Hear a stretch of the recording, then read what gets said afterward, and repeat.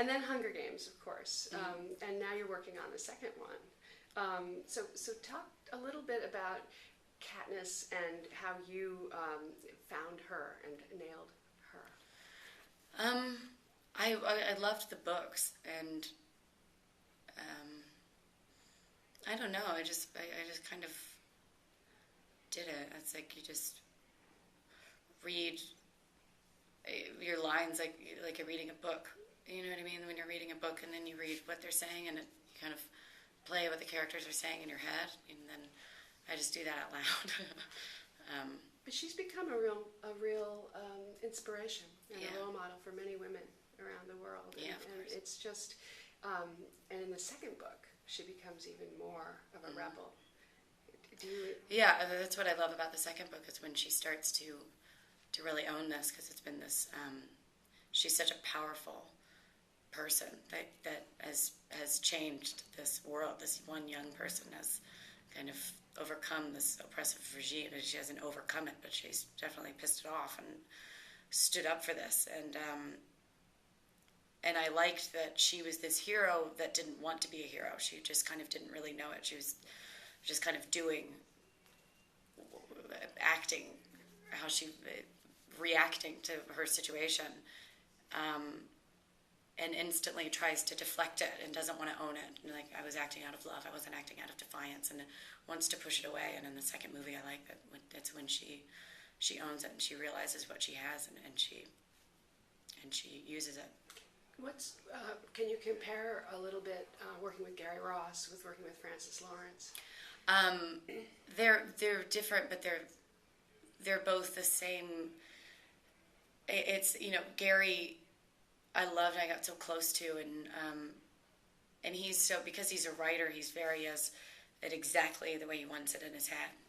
He sees it the second you come on set, and he knows he's got it one way, and well, I mean, that's not, obviously he can change if something's not great, but normally he's written it, so it is great. And Francis is just kind of more, I don't know, they're very similar. I haven't really worked with Francis enough to compare him. They're both great, and with both of them, I feel very happy and comfortable on set working with them.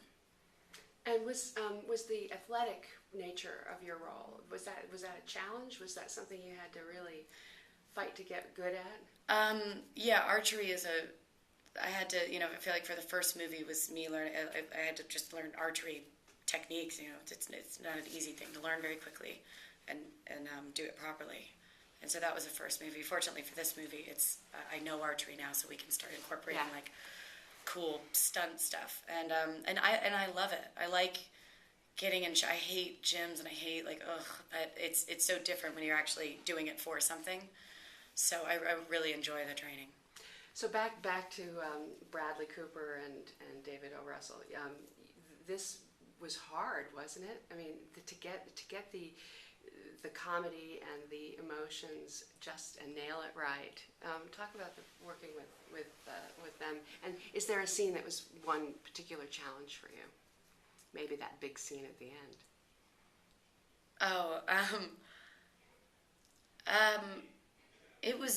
We had a blast. I think that David is the kind of director who so many directors crumble under pressure, and he really thrives in it.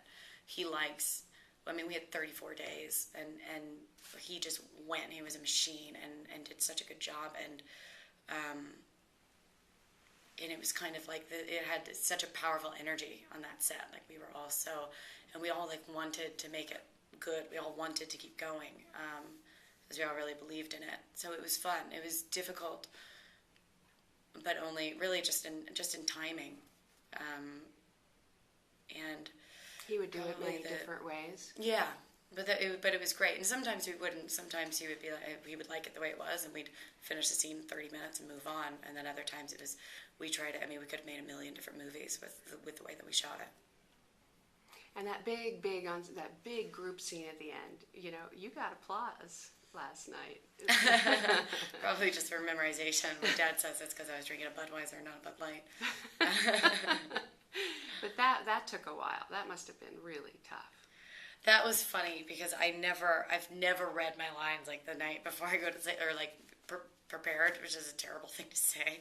And then it was just like one random night I was like getting into bed and I was like, I might as well just look, see what scene we're doing tomorrow. And I looked and it was that monologue and I was like, oh my God. So like right before I went to bed, I tried to memorize it. And then I thought that the sports teams, I didn't know that the team names were different with what sport it was, like baseball and football. So I was just like, oh, well, the names are interchangeable. So I got to set. I was like, I had it memorized, but completely wrong. But you owned that. You nailed it. Thank you. And it was great to see, I don't know how to explain this, it was great to see a woman sort of, fight back and be, you won. Yeah, well, I like that she's the one that everybody's judgmental of. She's the one that everyone's talking about, and then she ends up being right in a way. Yeah. Like being smarter than everyone else. Like I liked that. She just kind of made everyone think twice. Now, you went on to work with Bradley again, Suzanne Bier, who is a Danish director I admire a great deal. Talk about that. We were on set, and I was attached to Serena, and then it went through to him, and we were like, "Want to do it again? Yeah, see you in a couple months." Like it was so strange how it actually happened. We were both like, "Yeah, we'll do it," and it was wonderful. Like doing. It takes so long to kind of get to know somebody and get comfortable with somebody, and Bradley and I, especially with the conditions that we worked with David, where we were all just so incredibly honest with each other. Like, I love that Bradley and I he'll be like, don't say that line. I'll be like, why are you wearing that shirt?